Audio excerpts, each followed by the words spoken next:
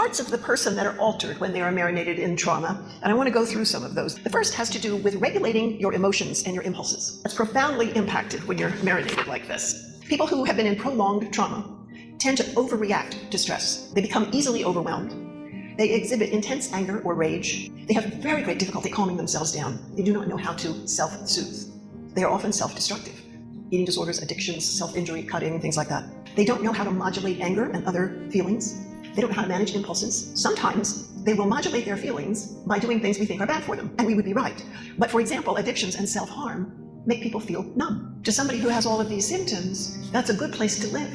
So they have to do something destructive in order to have any sense of quiet or peace. Second, we also see alterations or changes in the way the person is able to be attentive or conscious about things. Chronic trauma is, by definition, inescapable. It's very distressing. It overwhelms all the normal coping mechanisms that humans use. You know, if somebody's hurting you, you get away if you can. Or you fight back if you can. Or you tell them to stop. Or you get help. None of those things work when a child is being chronically traumatized. And so when there's no way to get away from that which is terrifying and overwhelming, the only way to get away is in here.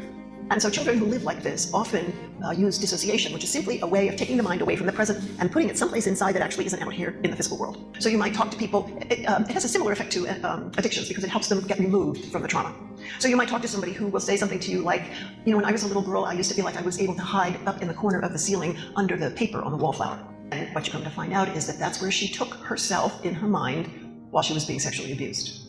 So what happens is that capacity to leave the present and go be someplace else in your mind gets habituated over time. There are several studies that have shown that if somebody does that when they're being traumatized, it is the most significant long-term predictor for the development of a trauma disorder.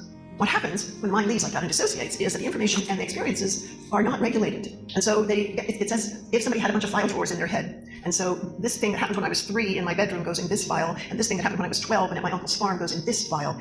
And what you will find with people who have suffered from complex trauma or this disorder is they can't tell you a story of their lives. They can give you pieces like this, but they've never made a narrative out of it because in their mind they kept leaving what was happening. And of course, trauma, if we really look at it, divides our normal categories. So here you have a child growing up with things that adults can't put into words.